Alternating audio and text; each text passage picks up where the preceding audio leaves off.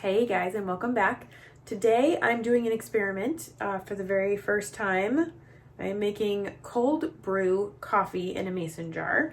In one of my lives, the conversation went to coffee and the flavor of coffee, and the suggestion was made by Briar Rose to try a cold brew coffee. So she sent me an email about how she makes hers. I did it last night. I'm going to show you what it looks like in just a minute. With every start, we are born again. Open your heart, spend this time in your head. Alrighty, so when she sent me the directions, she said the way that she does it, she doesn't like to make the concentrate because she doesn't want to have to add extra water and then, have the concentrate. So I made it exactly the way that she sent it to me. So I did 2 of my coffee scoops to every 12 ounces because I usually drink about 12 ounces per cup. I did 2 of those so that in case I wanted 2 cups in a day, which it's like way too late for 2 cups for the day. I already had one this morning because I finished off what I had brewed yesterday. So I wanted to get that gone first. So I wanted to show you the whole process. So this is 4 scoops of coffee with 24 ounces of water. So now I am going to strain this, and I'm not using anything fancy. I did not get a special coffee filter cold brew thing for the mason jars. I know that they have them. I have not bought one yet. I wanted to try it with things that most people would be able to find in their homes. So that's what I'm going to do, and you guys get to see how it goes. Okay. She also told me, please do not microwave it. So I'm going to pour how much I want, my 12 ounces, into here. And then I will also show you guys how I'm making my coffee nowadays with the fat and the protein to help get my insulin up, and then I actually want to eat, so it's working out really well. But that's the pan I'm going to use back there on the smaller burner once I get it strained. So I have just a regular glass measuring cup. I'm going to strain it twice. I have a Pyrex cup, and then I have this guy, just a mesh sieve, and it's not super fine. I'm going to strain it first through this and then get rid of the coffee grounds. Then I will strain it again through this with a coffee filter in it, and we'll see how that goes. I'm not entirely sure. We're going to see. So I'm just going to unscrew it. Screw off the lid. Wish me luck.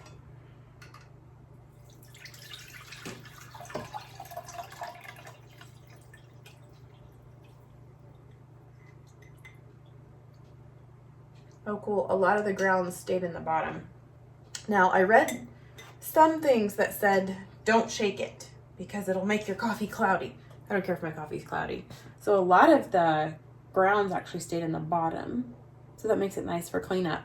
What I would suggest, if you have a garden, save this for your compost pile because this makes excellent compost. If you don't, then get rid of it.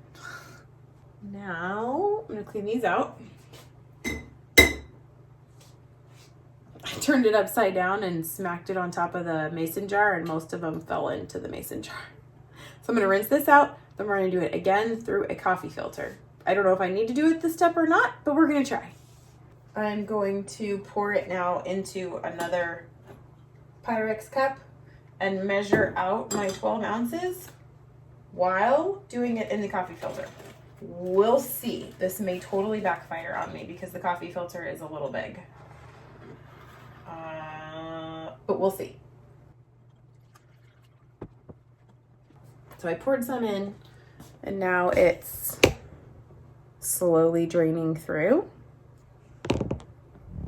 I'm wondering if I didn't do enough coffee to the water because it's pretty see-through. So I might not have done enough coffee to the water. We'll see. I was told that the golden ratio for coffee is 1 coffee scoop to 6 ounces of water, but I'm wondering if my coffee scoop that came with my coffee pot is not a big enough coffee scoop because it's not not super dark. So we'll see.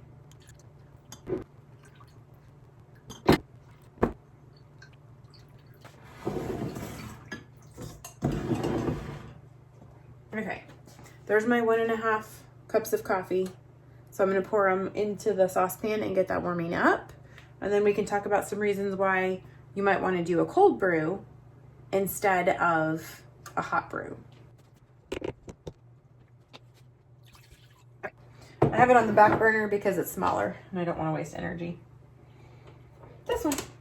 Okay, so some reasons that you might wanna consider doing a cold brew instead of a hot brew would be: 1, you like cold coffee. 2, you wanna have it done in the morning and not have to really worry about it except for potentially heat it up, and because it just sits overnight.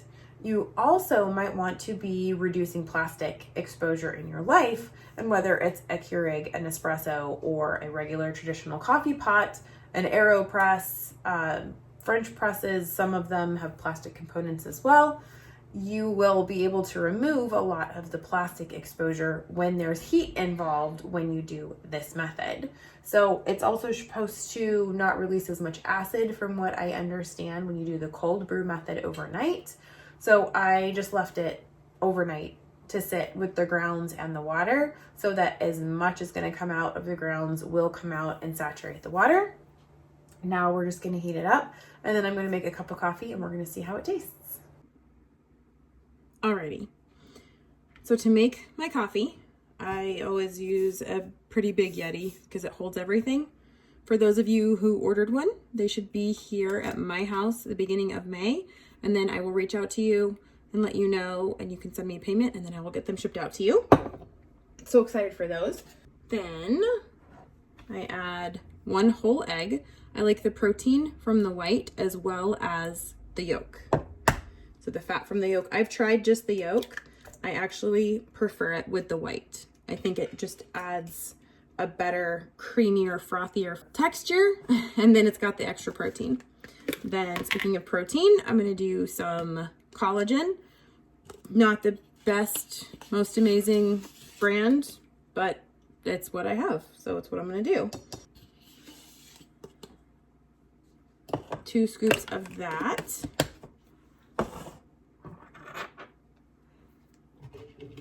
Then I'm gonna do a little bit of coconut oil. It's the very end of my container, and it is a little warm in my cupboard, so it's almost completely melted.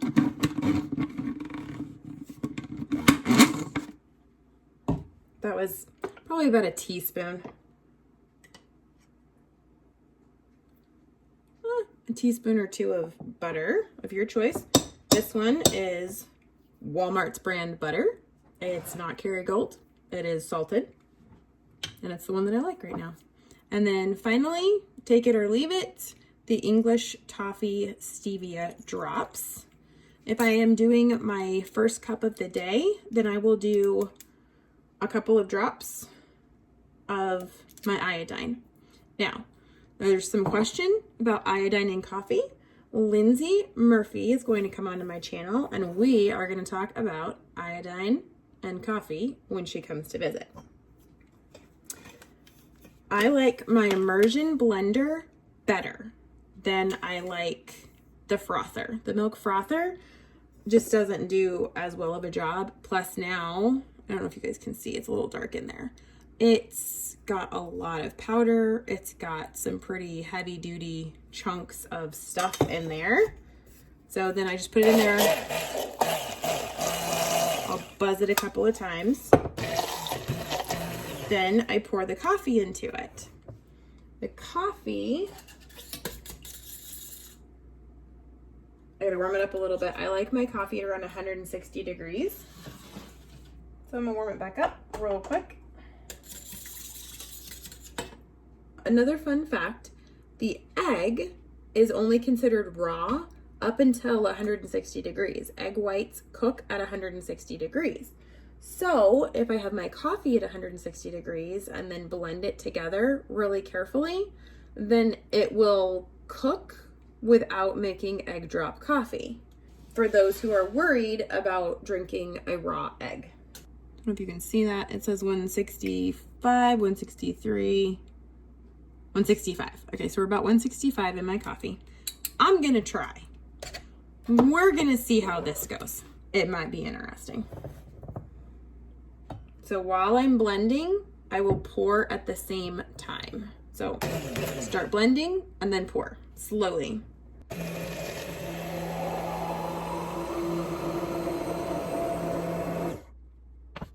There we go.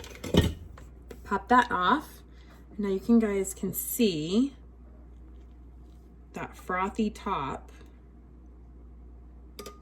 Stick this over here.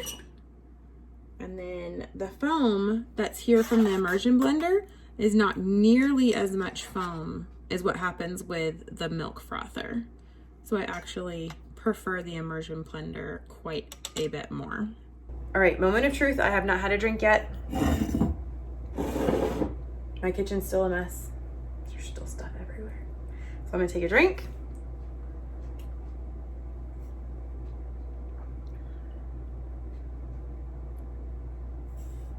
That actually has really good flavor. It is a little weak, so I definitely didn't do enough scoops to as much water as I put in there.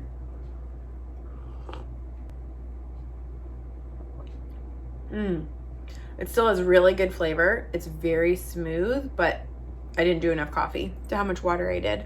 So my coffee scoop is definitely not a typical coffee scoop.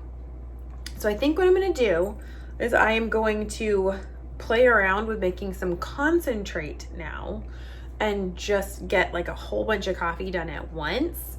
But this you could do if you don't like to mess with the concentrate and you just want to pour it, heat it, be done, or pour it over ice and be done.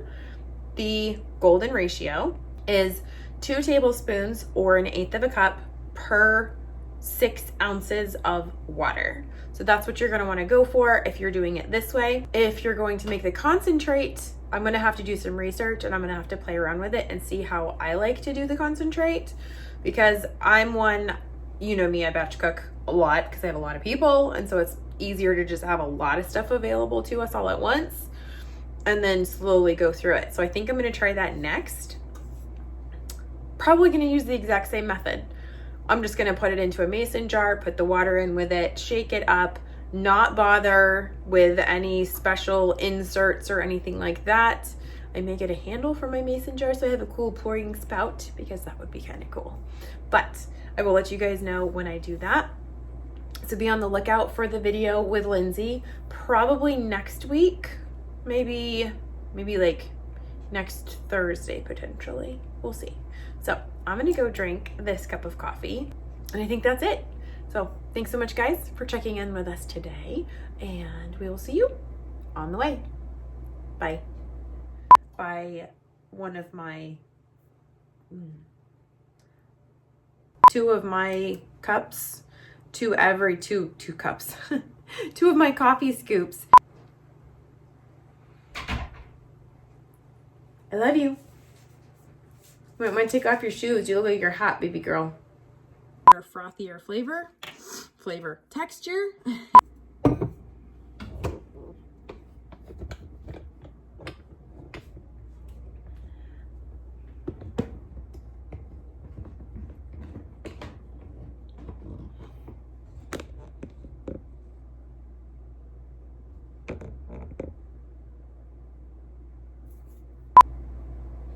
I need to go turn on that light. There, the lighting's a little bit better. It's a little rough there for a minute. I forgot to turn on that light. I have the really big mason jars. Mason jars. Thumbnail. That should work. Okay. We're gonna call that should work as a thumbnail. And now I'm gonna go clean up.